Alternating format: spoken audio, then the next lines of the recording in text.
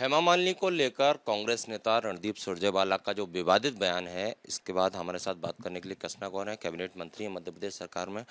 दीदी, जो स्टेटमेंट आपने भी सुना रणदीप सुरजेवाला का, इसको लेकर महिला होने के नाते कैबिनेट मंत्री के अलावा आपकी सोच क्या है, क्या कहेंगी ऐसे नेताओं को लेकर? देखिए, मैंने जब यह स्टेटमेंट उनका सुना तो मैं बहुत आहत हुई। एक महिला होने के नाते राजनीति के क्षेत्र में काम करने महिलाएं निकलती है तो निश्चित रूप से वो सम्मान की हकदार होती है, अधिकारी होती हैं। और इस दृष्टि से उनकी अभिलाषा यही होती है कि उन्हें सम्मानजनक शब्दों का उनके लिए उपयोग किया जाए और उनको सम्मान की दृष्टि से देखा जाए।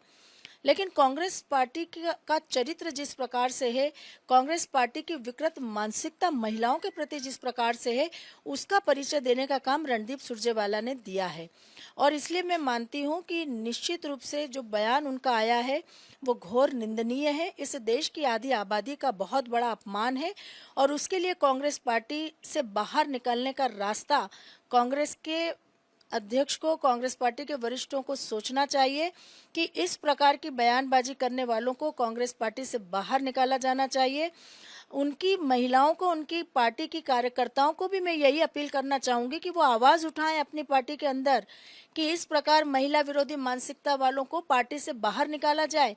क्योंकि अगर वो दूसरों के साथ, दूसरी पार्टी की महिलाओं के साथ इस प्रकार का व्यवहार करते हैं तो कल से वो अपनी पार्टी की महिलाओं के साथ भी ऐसा ही व्यवहार करेंगे। अच्छा, पहली बार ऐसा नहीं हुआ। ऐसे पहले चाहे कंगना की बात की जाए या दिग्विजय सिंह की बात की जाए, तमाम ऐसे जो नेता हैं कांग्रेस के, ये लगातार ऐसे स्टेटमेंट देते रहे, तो और उन पर कार्रवाई कोई नहीं होती, जबकि इनकी आला कमान सोनिया गांधी हैं। हमने पहले भी यही कहा, हमने काफी विरोध किया था जब भी इन्होंने महिला विरोधी कोई भी बयान दिया है। भारतीय जनता पार्टी ने हमेशा आवाज उठाई है और हमेशा उन्हें ललकारा है कि इस देश की नारी शक्ति पूजनीय है, कांग्रेस अपनी मानसिकता को बदले। लेकिन कांग्रेस ने आज तक अपनी मानसिकता नहीं बदली है, क्योंकि कांग्रेस पार्टी का चरित्र, कांग्रेस पार्टी की संस्कृति ही महिला विरोधी है। और इसलिए कांग्रेस के जो भी कर्ता धर्ता है उनको इस बारे में विचार करना चाहिए। और निश्चित रूप से मैं मानती हूं कि बड़ा एक्शन रणदीप सुरजेवाला के खिलाफ लेना चाहिए। हेमा मालिनी इस देश की प्रतिष्ठित सांसद हैं, जनप्रतिनिधि है।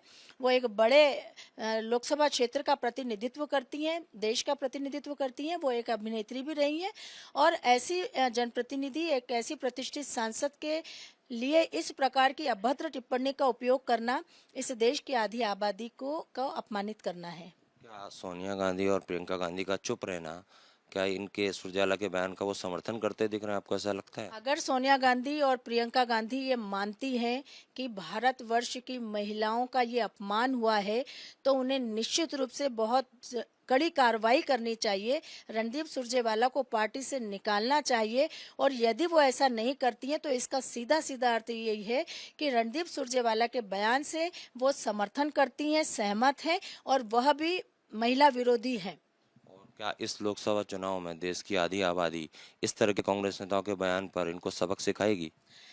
इस चुनाव में तो निश्चित रूप से सबक सिखाएगी ही, लेकिन इस देश की आधी आबादी अब कांग्रेस के असली चरित्र को बहुत अच्छी तरह से समझ गई है।